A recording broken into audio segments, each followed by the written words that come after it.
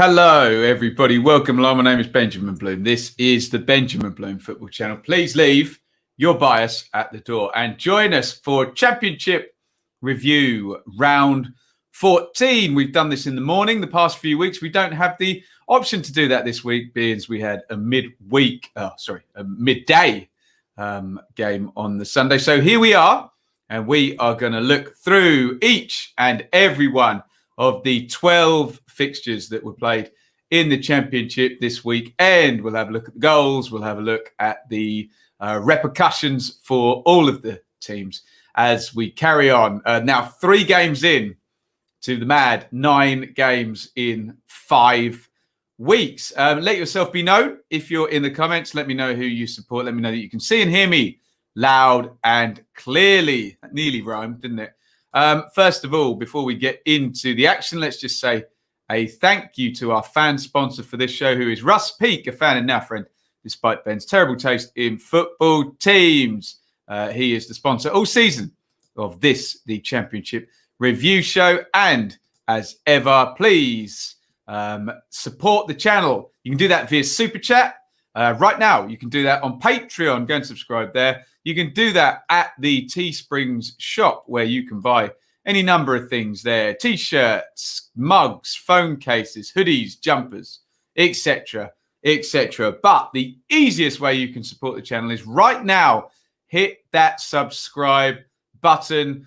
Hit like, whatever platform you're watching on, whether it be Twitter, Facebook, or YouTube indeed. Right. Let's say hello to a few of you in the comments, and then we will get into all 12 of our games. Hello to Chris, Gordon, Max, Alpha, Kenny, Joseph, Charlie, Gaza, QPR Forever, Ewan, Noah, Mr. E, Jason, Craig. There we go. We got a good bunch of people in the chat here. Sorry, a couple more there. Joe, Dave, Chris, you just had one, mate. Don as well. There we go. Lovely. Right, shall we crack on with this? And we'll just go through the results. Then we'll go through game by game. So Friday night, it was Brentford 2, QPR 1. We did that on the watch along. Then Saturday early, we didn't do this one on the watch along, but good win for Reading 3-1 over Bristol City. Then the 3 o'clock kickoffs on Saturday.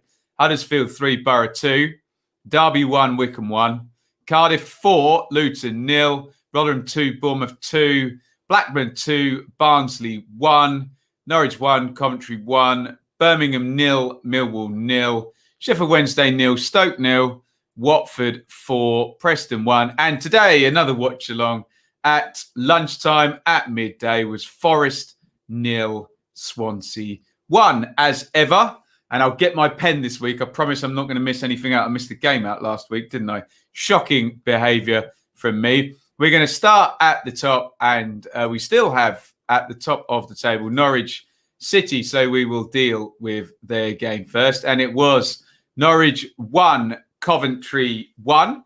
There are the teams, and you will see Norwich completely flawed by injuries at the moment and the suspension to Emi Buendia. It was McGovern in goal, no Krull. Sorensen at left back, no Quintia. Gibson, Hanley, Aarons across the back. Look, Aarons is going to get injured at the end of this game as well. Skip and Tetty in midfield. Placheta, Vrancic, Martin. That has been Steeperman and Buendia in there, in those 2 positions there. And no Pookie up top. Steeperman moves up front for Norwich. Only really Christoph Zimmermann on the bench as an outfield option, who's not excessively young and promoted from the under-23s. Coventry, Wilson in goals. Their own injury problem there. No Morosi. Darboe and Giles are the wing-backs. Ostergaard, McFadzean and Hyam. Kelly and Sheaf sitting with O'Hare and Allen. Supporting back Yoko up the top. This one is going to end 1-1. I suspect both sides will be reasonably happy given the context for Coventry of when the goal went in, and given Norwich essentially have lots and lots of players injured. let's have a look here. There is the penalty incident. I'll let you debate that one in the comments. Played through by Tetty, who you can see right at the top of the picture, just watching on. Placheta, who's very quick, comes in. You can see that, who is the Coventry keeper? Again, the reserve guy. Wilson is out. He does get two hands on the ball. That doesn't necessarily mean that it's not a foul. Doesn't mean that it is a foul. You can see there might be some contact there with Placheta. Look at the left thigh of Wilson. Maybe also contact at the top there. Again, that doesn't necessarily mean it's a foul. Difficult one to call. I didn't see a decent slow-mo replay of this one, so you can debate it in the comments if you like. Whichever way, penalty was given. The first of a few today we're going to get. Up steps Vrancic, who is playing number 10 in this game, and he sticks penalty straight down the middle. It was a late equaliser in the end. Norwich tiring. Obviously couldn't really make any subs. And Coventry get the equaliser. That is Biamu. It's been crossed in. Interesting tackle from Max Aarons in the build-up to that. I think that's the tackle he got himself injured by. But, yeah, we've seen those tackles punished quite heavily. So, hey, maybe his punishment's going to be way worse than maybe the card he might have got for it. But interesting one. That check that one out. But I think Aarons has hurt himself in that tackle. Let's have a quick look at the numbers and the table on that one. You can see there. Keep comments coming in on this one, by the way. Norwich 63% on the possession, nice and high as usual for them. 3 big chances to 2. So they were better in the penalty boxes by the look of it. 8 corners to 1 for Coventry, 13 shots to 9 though. Although 6-4 on target in Norwich's favour, and that.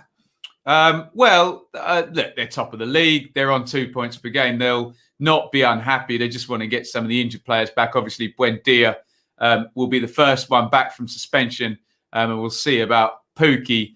They're the important ones, aren't they? Krul, Aarons, Buendia, Pukki, and 3 out of those missing for this game, and then Aarons getting injured as well. So Norwich stay top. I guess they'll be happy. Coventry.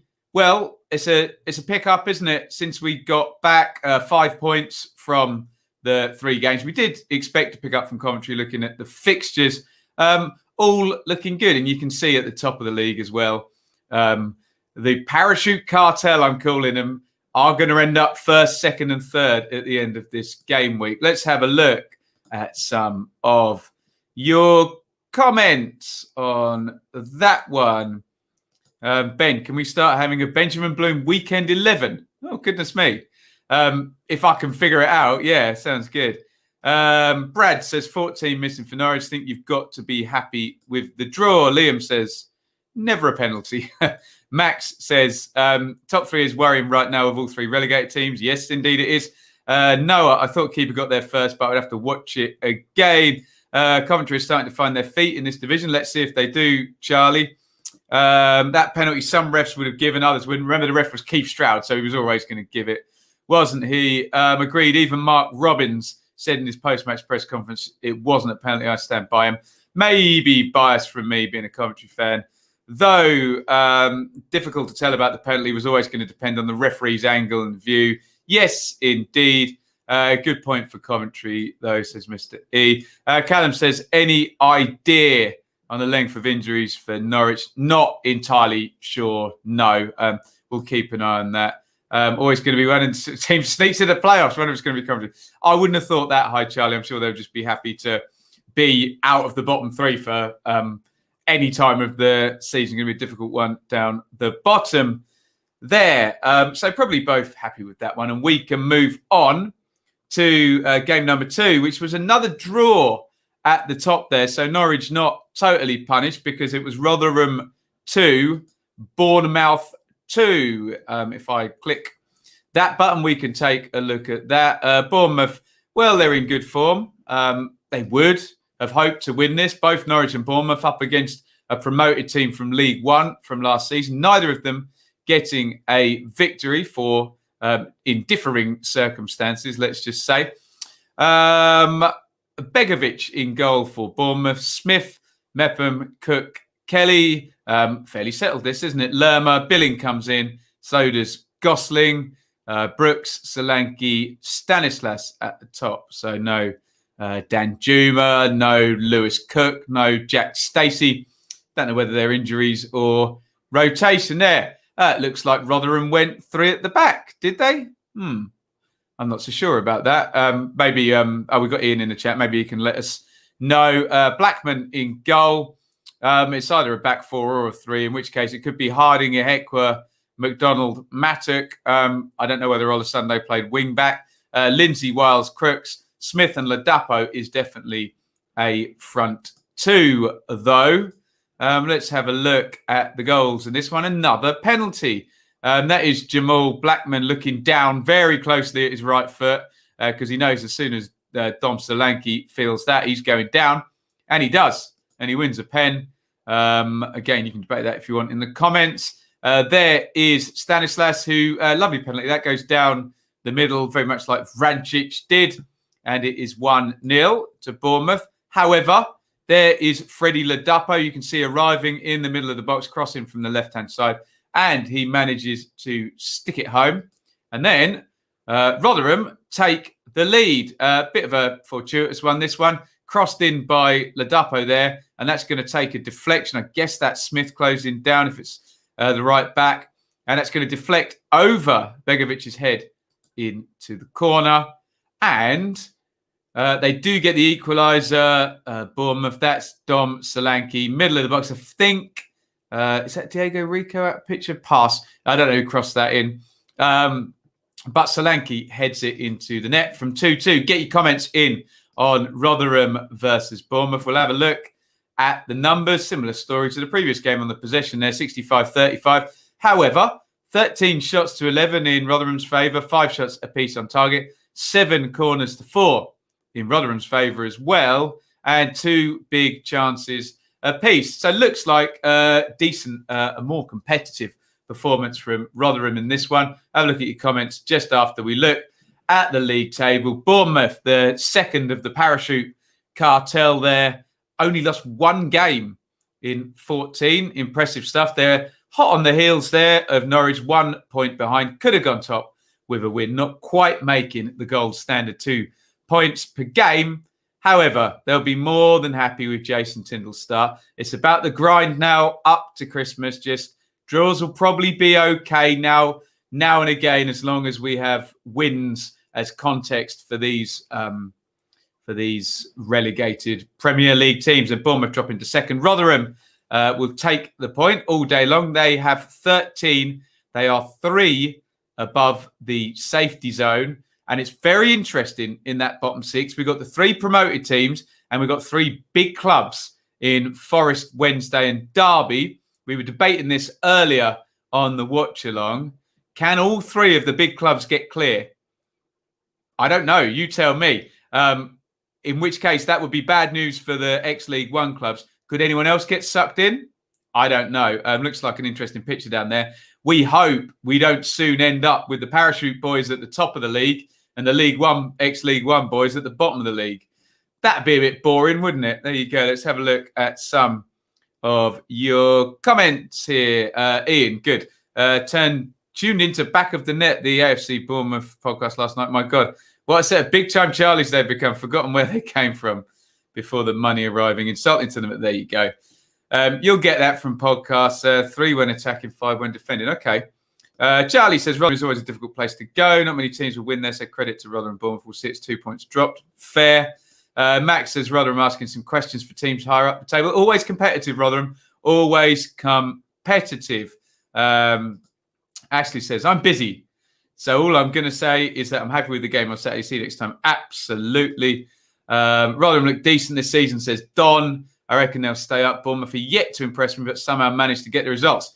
That'll be called having a really good squad, won't it? And a bit of stability in the selection. Rotherham have got a decent attack, leaky at the back.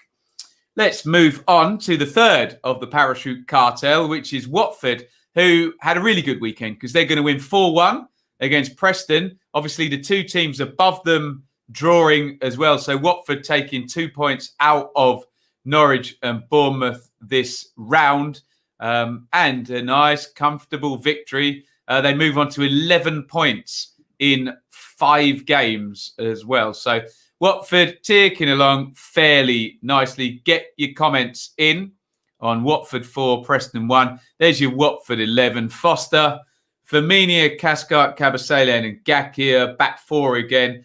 Keena keeps his place. Garner and Chalobah. Sarr down the right. Deeney and Gray. So much quality in that. Watford 11. Did Preston really go 3 at the back? Sofa scores say, let me know if you know any different. Rudd, Story, Bauer, Davis, Pearson sat in front. Sinclair, Barkhuizen and Johnson, Potts. Again, not entirely sure about the shape there. Reese and Maguire up top. Let's have a look at some of this action. Get your comments in on Watford 4, Preston 1. Here is the opener. Ismail Sarr crossing that from the right. You can see Keena virtually on the goal line. Sticks that one home. You see the clock as well. Exactly 8 minutes and 9 seconds into this one. This one looked a bit dubious, didn't it? That is Sarr, who I'm a very big fan of, but I'm not sure there's much contact here because he draws his leg back and goes down. Let's just say he drew the foul and a penalty for Watford. Troy Deeney steps up and he larrups that one down the middle. His first goal of the season, 2-0. They get a bit of luck back, maybe after that dodgy decision. That is Tom Barkhuizen, miles out. Look at Ben Foster, just looking round the corner. Also, look at James Garner, who is going to be closing that one down just nearest the D. That's going to hit him and deflect in to Foster's right. So maybe they get a bit of luck back after the possibly penalty given against them that might have been a little bit harsh. Nice goal, this one. 1-2 there. Deeney chips it over the top. And that's going to the keeper's left on the full volley. Bit of a bouncy one, but nicely taken by Nate Chalobah. And there's a tap in. Look at that. Disappointing. That's just a set play. Flicked on by Cathcart at the near post. João Pedro, open goal, 2 yards out. Sticks that one in. These Watford forwards, the 4 of them, Deeney, Gray, Sarr now actually has a chance to play out on the right wing. And João Pedro. Powerful bunch, that lot, aren't they? And they're doing the business in this game. Oh, my God, look at those numbers. Very heavily in Watford's favour, as you can see. 58-42 on the possession. 26 shots. God, 11 on target. 8 corners to 3. 4 big chances to 1. Looks like a fairly comfortable one for the Hornets. They move up. Do they move above anybody? Bristol City, yes. Brentford from the night before, I guess. But into third, and like I keep calling them, the Parachute Cartel. The 3 year 1 parachute teams, the 3 relegated teams, Norwich, Bournemouth, Watford, are the top 3. Can anybody stop them? Preston are sliding. They've been weird and erratic this season. Got 5 wins, been really good away from home, really bad at home. 8 defeats already. Only Derby at the bottom can do worse than that. But they don't have the wins to balance it out and give them the 16 points that Preston have. 3 defeats in the last 4. Interesting times there. I wonder if Neil's going to start coming under some pressure there. Let's have a look at your comments. What have we got here? This time, the penalty was wrong without any doubt, says Mr. E. Ewan says, Watford 4, Preston 1. I know it's terrible. Felt like it was a great performance for the boys. Still work to do, as Ivic said it wasn't good enough. Good overall weekend for us, though, indeed. Charlie says, Preston beat us, Reading, but not impressed me this season. Just when you think they turn the corner, they lose. Watford looking strong. Watford look good defensively from what I've seen. Preston should sack Neil if the form doesn't pick up.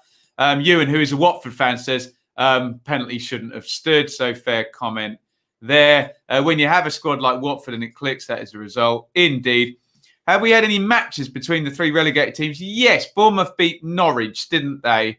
Not sure. I think that might have been the only one. They might.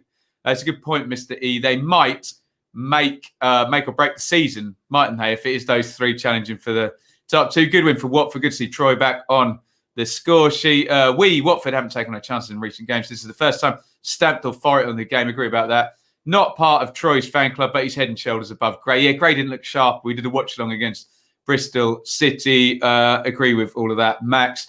And another Max, I feel the 5 substitutes is benefiting these bigger clubs, whereas the smaller clubs in comparison may not see any upside extra subs. Yeah, we'll see. I mean, whatever the rules, he with the strongest squad normally wins, doesn't he? So Don says Alex Neil's position looking a tad vulnerable. I think, yeah, just a tad is probably fair.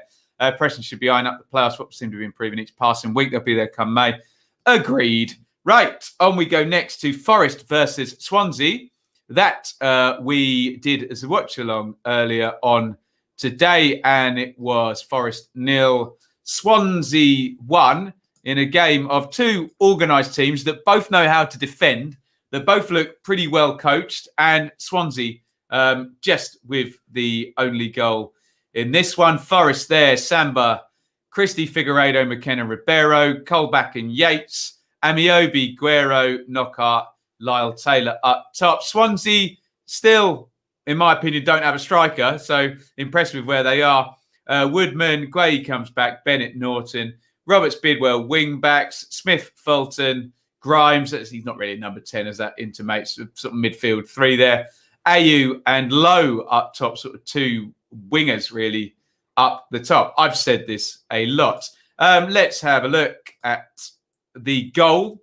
In this one, a goal that owes everything to a giant leap by mankind or by Connor Roberts. Somehow there, you can see it's a bit blurry, out jumping Sammy Amiobi to head that in. It's a great goal. We had some research done during the watch along that Roberts is under 5'9" and Amiobi is above 6'4". So didn't reflect too well on Sammy Amiobi's defending there, that one.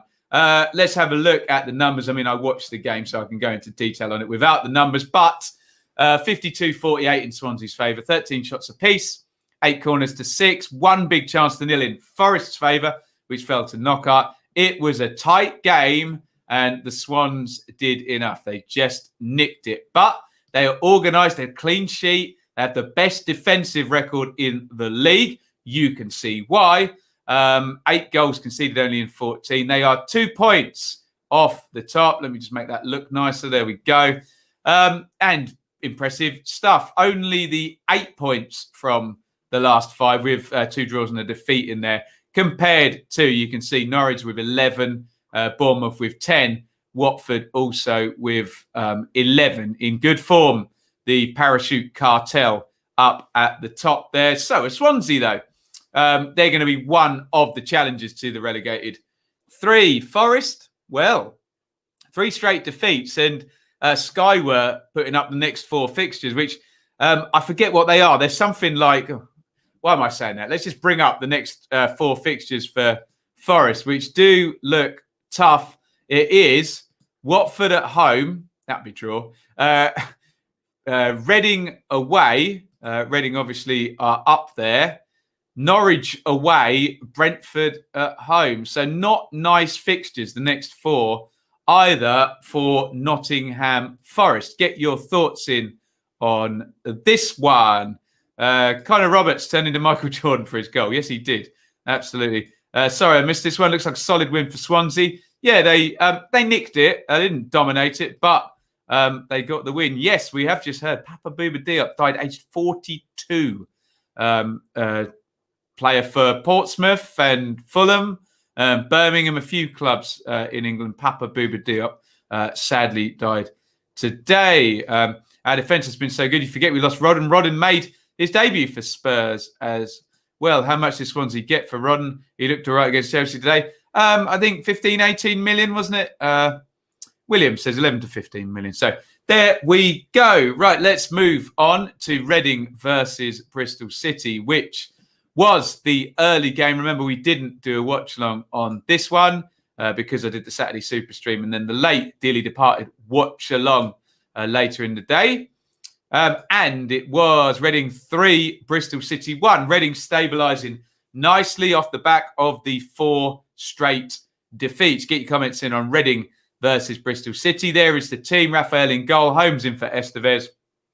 Morrison, Moore, Richards, Laurent, Renamoto. That's every game. Ejaria, Elise, Maite, Zhao. I think that's very strong. That's very, very impressive. And I like that lineup. No offense to Semedo or Pushkas, who's got in there, but I like those 4. That's excellent. For Bristol City, 3 at the back. Again, not particularly strong at centre-back when Callas and Mawson, who is out for a bit longer, and not there. Bentley in goal. Viner, Moore, Rowe are the 3 centre-backs. Excuse me. Hunt and De Silva are the wing-backs. Let me have a drink. Patterson, Naj, O'Dowda. So settled. I think that's the team that started against Watford, isn't it? With Semenyo and Jeju. So no Wells and Martin in this game. Let's have a look at the goals. Reading back to more of the form of the first 8 games here. There is the opener, a bit of a lucky one, but I've criticised Bristol City at centre-back before. Zach Viner, he's got to get a good block on that. He gets a little nick off him and deflects into the corner from Ejaria's shot there for 1-0. There is Naki Wells to get the equaliser. Johnny on the spot. Naki on the spot. 1-1 there. Wells coming off the bench to score. Here is Yaku Maite. A picture paints 1,000 words, but it also doesn't tell the story. Michael Elise with a sublime pass through for that one. But what I do want to say, excuse me, so pulled out the cord there. Let me know. Hopefully you can still hear me. Okay, I'm getting too excited there in my chair. I really don't like Bentley's position there. If you look where Jay De Silva is closing him down, if Bentley's on his line or slightly further back, that's a very hard finish. But when you come out like that and you don't really spread and narrow the angle, it does make it an easy slot for Maite to pop that one in. I just think if you're going to charge out like that, you've got to do the job, else you do make the finish quite easy. And if he's further back, I know Maite's got a powerful shot, but De Silva's closing in. It's a hard old finish for him. This is a great goal. Brilliant goal, this one. Maite down the right, lovely run and cross from him. And Viner, bless him, didn't have the best day, did he? He gets punished. We've seen Zhao do this before, where you get this ruthless combination, which is very desirable of skill, strength, and finishing. We know on his day he's a very good player, Zhao. He's just been inconsistent. I've always said that. But putting it together this season, he's got the strength, the skill to turn, and then the finish as well. Having a great season, Zhao. I think that's a great goal. Enjoyed that one very much. Let's have a look at the numbers, and you will see it was 55-45 in terms of possession to Bristol City. However, 21 shots to 4, 10 on target to 2. Reading really turning the screw in this one. 5 corners to 1, 3 big chances to 1. So only really completed passes. And we do know with Reading, they are quite happy to sit back and cede possession, comfortable without the ball, with that double pivot of Renamoto and Laurent good defensively. So they'll be pleased with those numbers. They'll also be pleased with how they've ridden the storm. We did the 4-2 defeat against Bournemouth, and you wonder, are Reading going to go on a real nasty streak? But 4 points over the last 2 games. I always say 2 points per game at any point in the season over more than one game. You take it, don't you? And 4 points from those 2, it is what it is. It's a decent bounce back from Reading. 26 from 14. Lovely. Can they keep things ticking over and turn that 4-game losing streak into somewhat of an outlier? Bristol City 1 point in the last 2. They'll be disappointed with that after 3 straight wins, but they're still in the top 6 on 24 points. Those 2 interest me, Reading and Bristol City. Honestly, do we expect those guys to finish higher than Brentford or Stoke, for example? I didn't expect them to. So let's see if they can keep up the challenge and stay in those playoff positions with the likes of Swansea, Brentford and Stoke, hoping to make up the numbers with the Parachute Cartel, who are already up there. Let's have a look at your comments on this one. Reading 3 and Bristol City 1. There we go. Good result there, Charlie. Absolutely. Dean Holden back to being streaky, a little bit.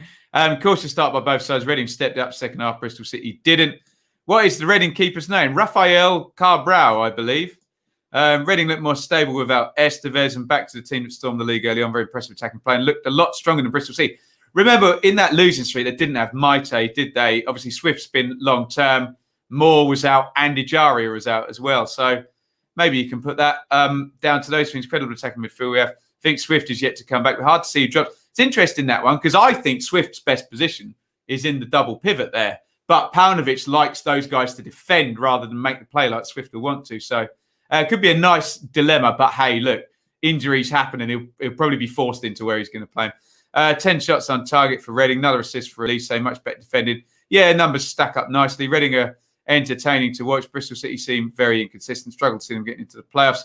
City were dreadful and well beaten. Could have been 6 or 7. Who has left Wells alone at the back stick? Everybody, I think, Alex. Naki Wells has scored 7 times against Reading. No way, 7. Ouch. Hope your wife, girlfriend makes you a nice sandwich while you do all these broadcasts. I've got a mince pie, actually, for after this. Nice shot bought. Lovely, lovely stuff. Where are we going next? Bristol, you must call them Bristol City, else Bristol City fans will complain. Bristol City's goal was offside as well, but it looked like a strong side. And Bentley was superb, except for that Maite goal. Overexcited, secret Reading fan. You've outed yourself there. God, anytime I say anything nice about a team, I'm secretly a supporter of their team. You football fans, you funny old lot, aren't you? Charlie says, strong second half from Reading. So proud of the team. Bristol City defo should have had a red. Sin again, difficult away game. Sheffield Wednesday. Zhao and Maite linking up well, and Zhao going against his former club. Yeah, brilliant play by Maite. I've rated for a long time in this division now. He can do bits here, and he is this season. Let's go to game number 6. So we're halfway through. Thank you for joining me. Please, if you're in the chat here, hit the subscribe button, hit like. You can support via super chat as well. Right now, it was Friday night, and it was Brentford 2, QPR 1. Brentford keep on chipping away at that league table.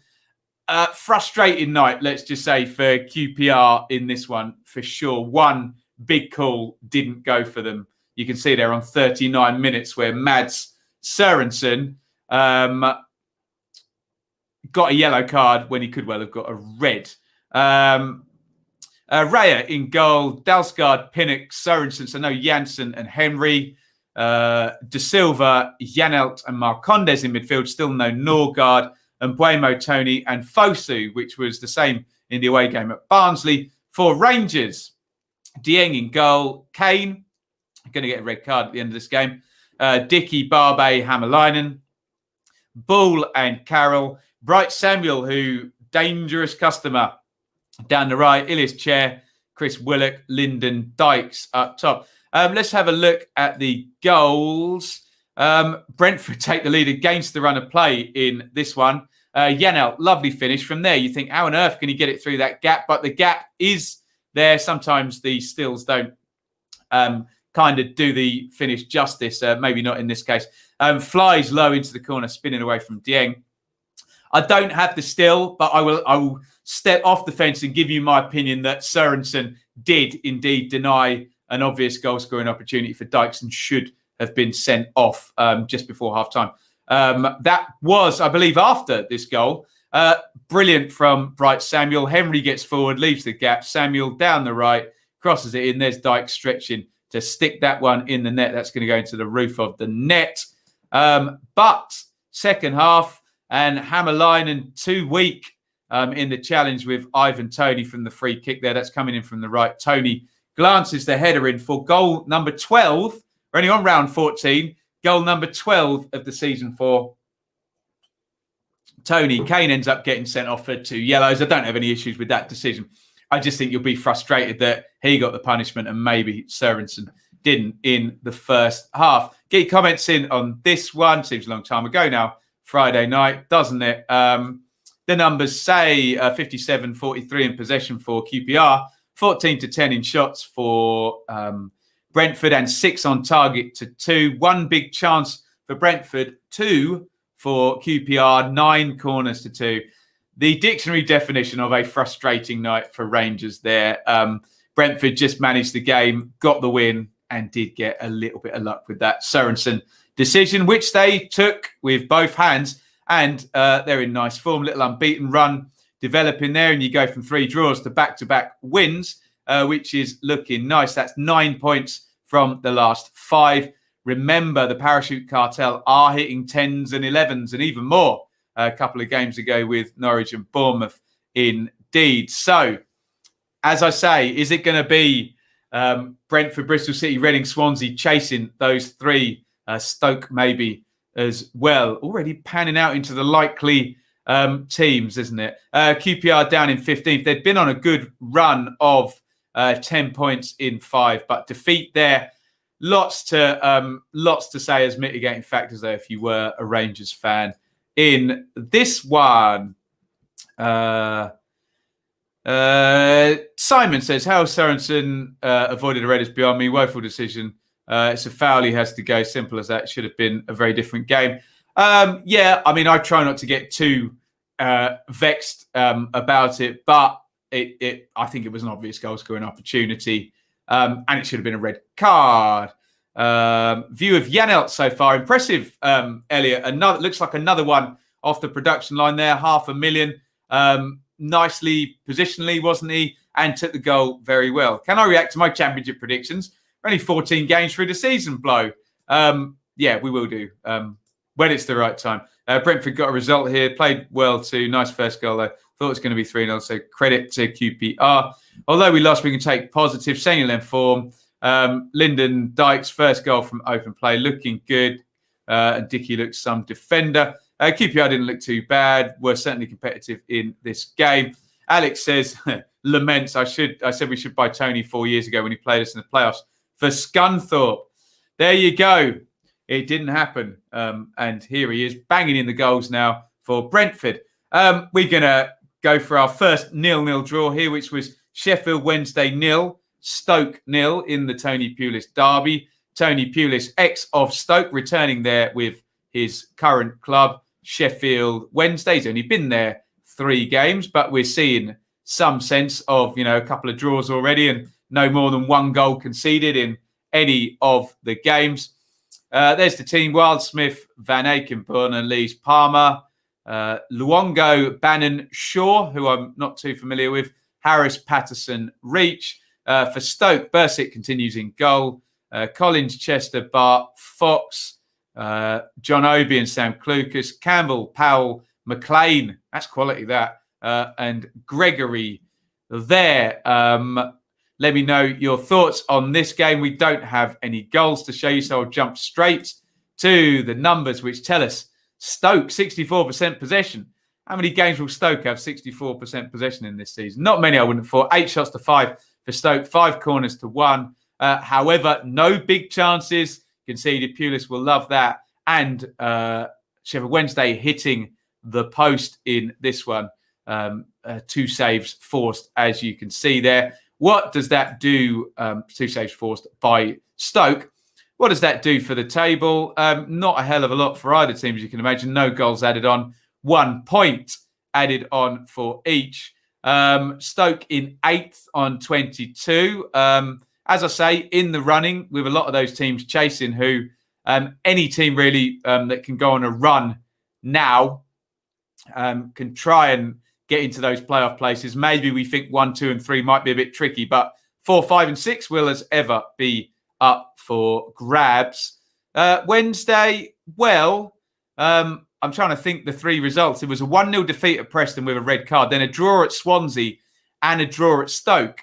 Swansea and Stoke are decent, aren't they? So you'd have to say it's a good start by Pulis. 2 points on the board so far. But, and I said it earlier, there's 3 big clubs in the bottom 6 and 3 promoted League One clubs. If one of the 3 big clubs or more gets it wrong, then there is a danger here. We'll see how it pans out. Let's have a look at some comments. Zach says, I have a feeling Pulis, perfect fit for Wednesday. The results will come, I think, but the way they played versus Swansea in the first half screamed out a Pulis team. There you go.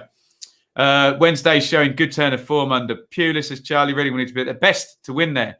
Going to be a fun game. Stoke will see it's 2 points lost. Might not be a fun game. Might be a tricky game, mightn't it? A turgid affair sometimes. Tony deserved man of the match.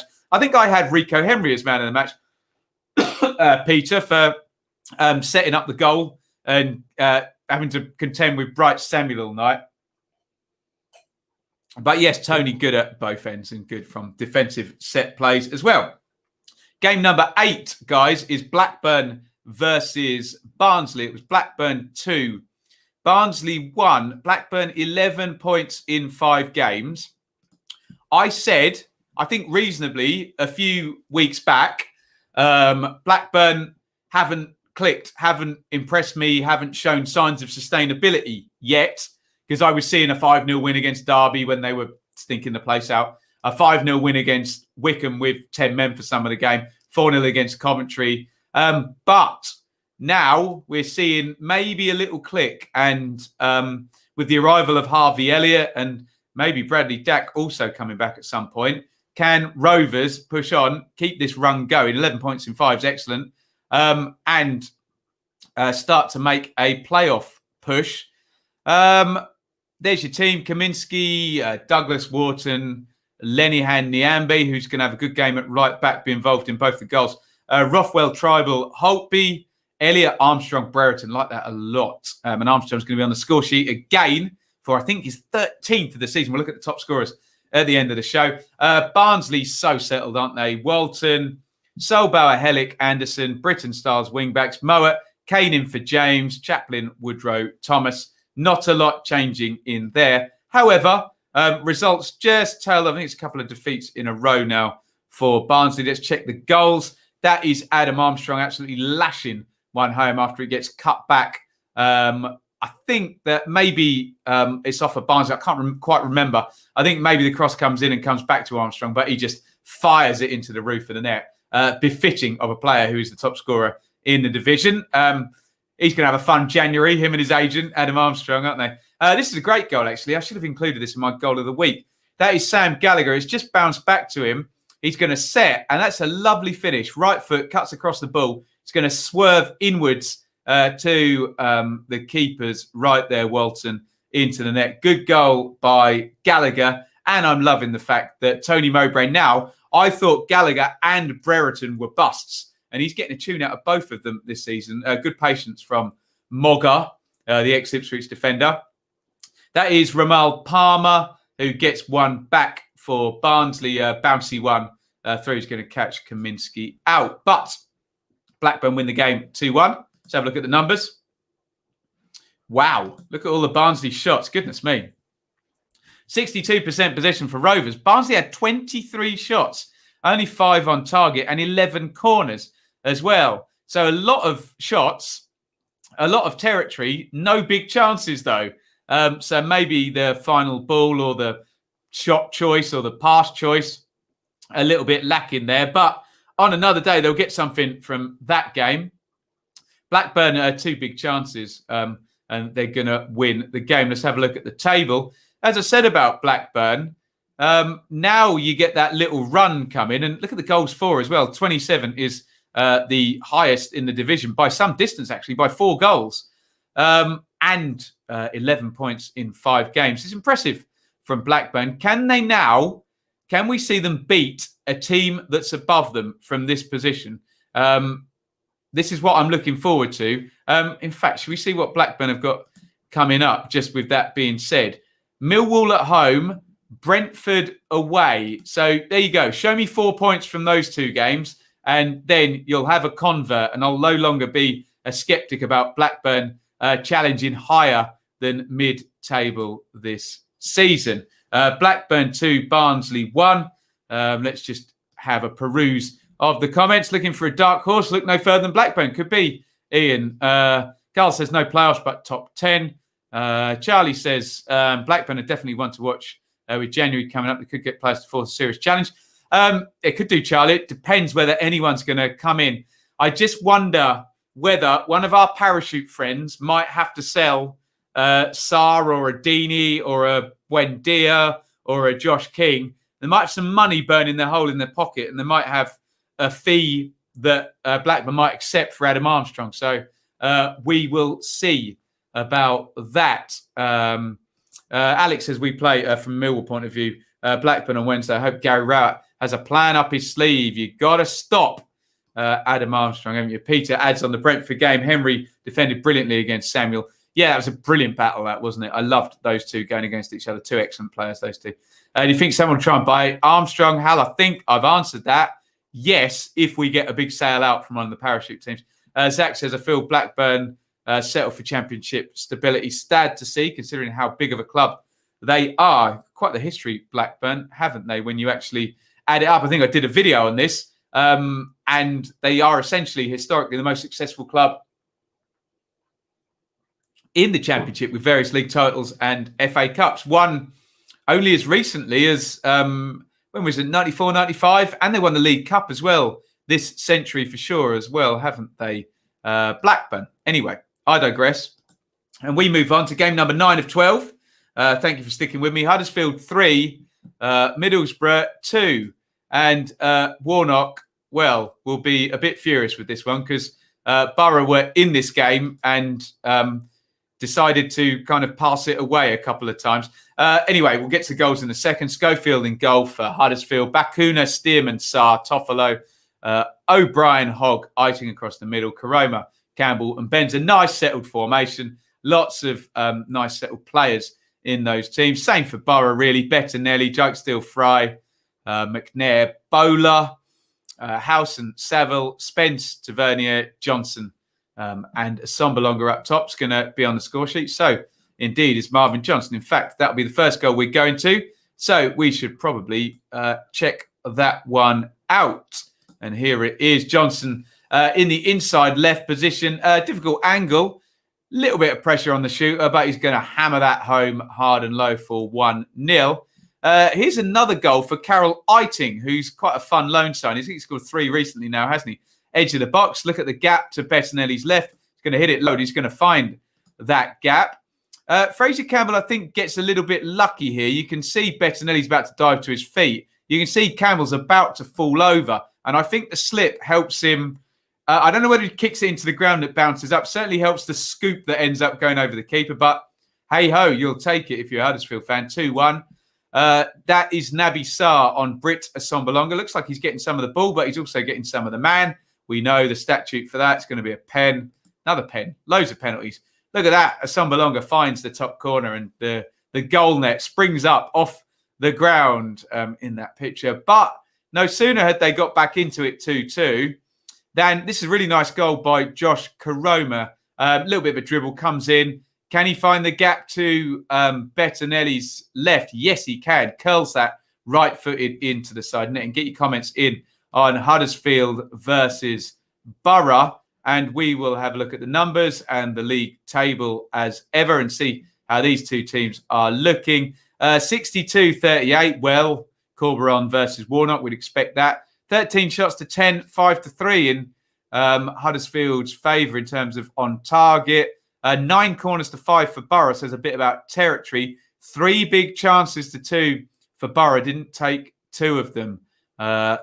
Be disappointed with that one, Warnock, especially the architecture of this game and quick goals and quickly conceding after you've scored. Disappointing in that one for Borough, who led and were level at 2-2, but still get nothing from the game. They got 21 points, only 3 defeats. However, only 1 win you can see there in the last 5. Defences very good.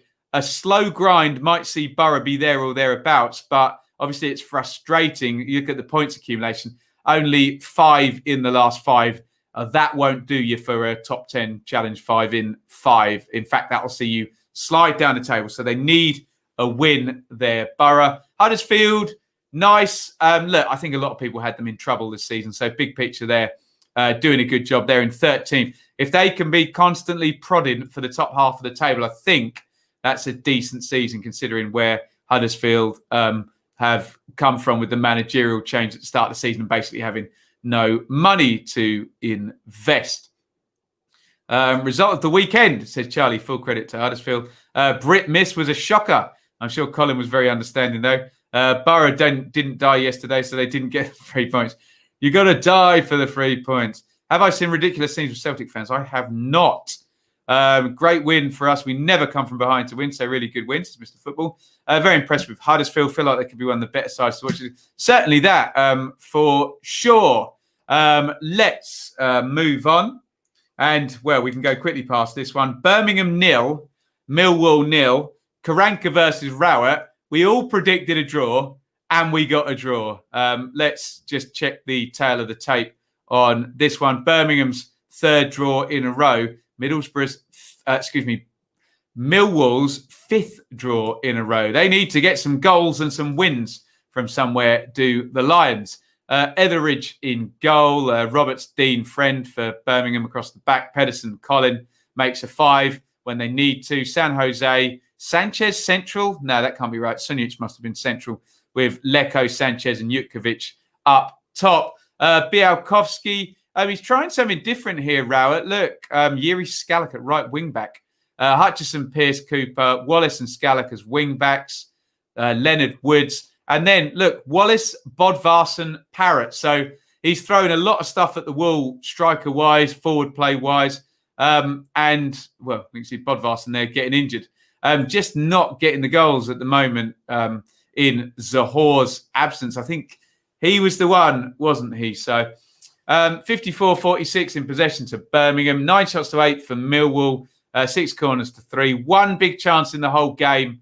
That fell to Birmingham, and that always seems to happen. Birmingham draw, but if you point just at the big chances there, they could win, but they're just not at the moment. There is Millwall at only 12 goals in 14 games. Less than Coventry, less than Rotherham, less than Preston, less than Barnsley, less than QPR, less than Cardiff, less than Huddersfield, who are all below them. They need some more goals. Millwall, they're hard to beat, only 2 defeats. That matches Norwich. But look, Norwich, you switch around the 1-8 drawn 4, and at Millwall, you get 1-4 drawn 8.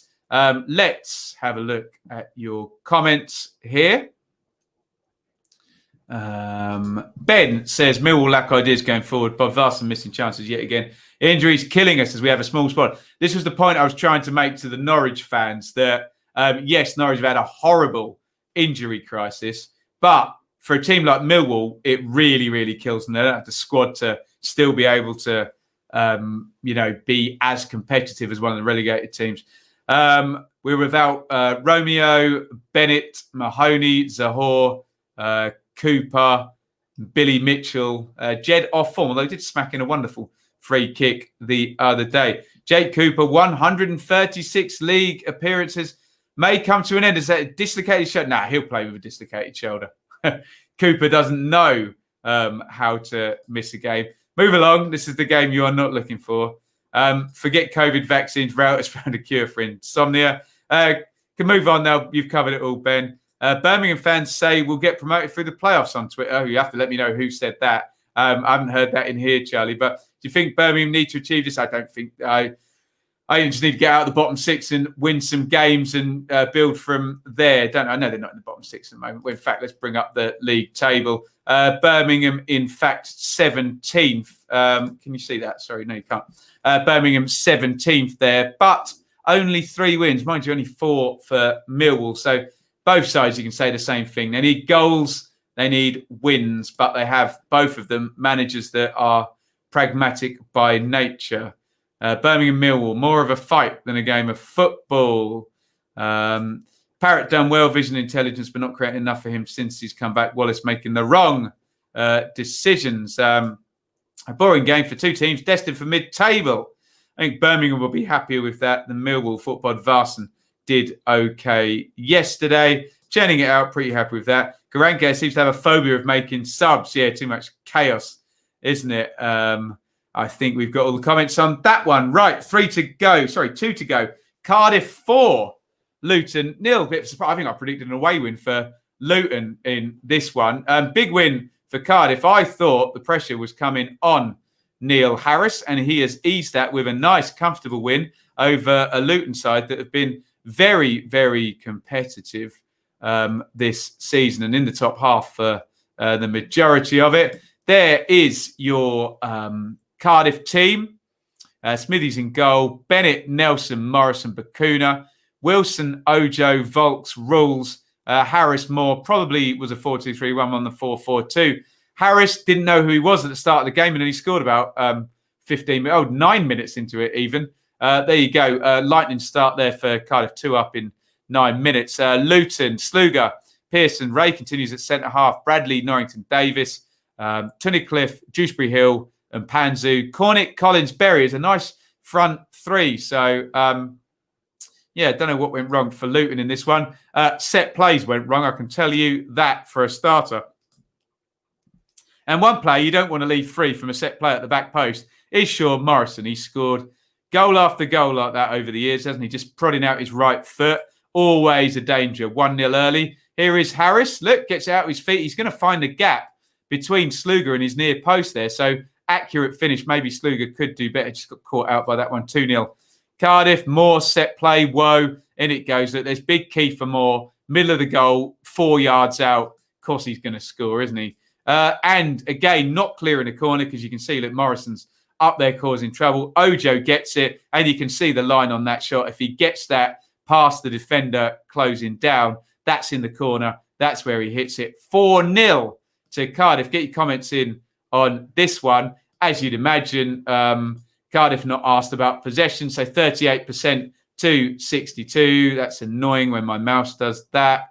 There we go. We'll pop that right back there. Apologies.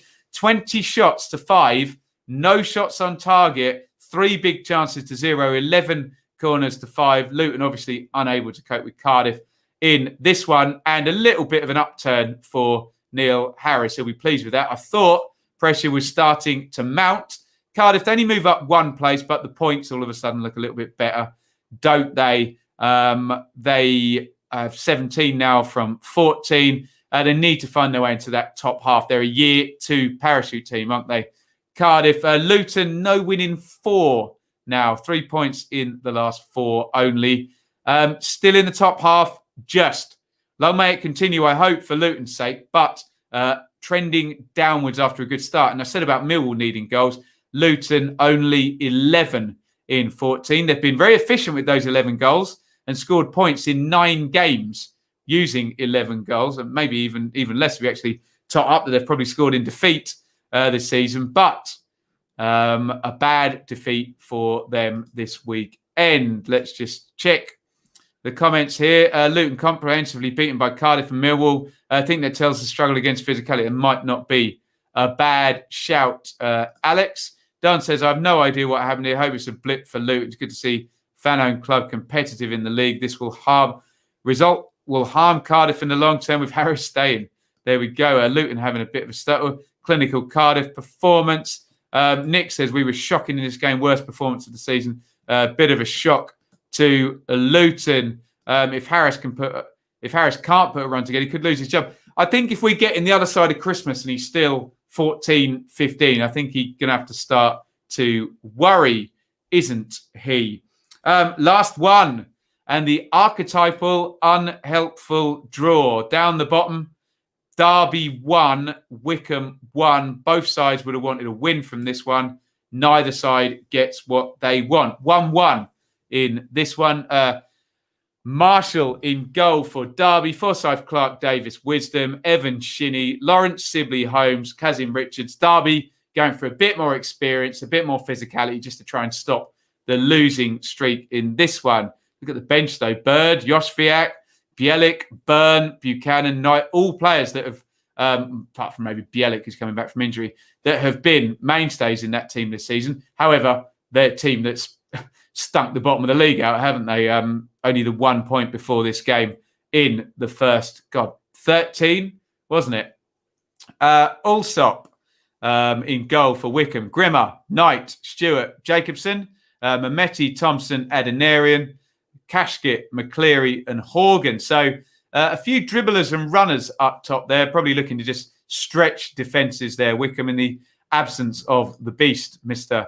Ack in Fenway. Get your comments in on Derby 1, Wycombe 1. Opening goal is a lovely goal by Dwayne Holmes. That's crossed in, I think, by Kazim Richards. And Holmes, the flick back heel. Lovely one there for Derby. However, a late-ish equaliser, I think it was in the last 10 minutes.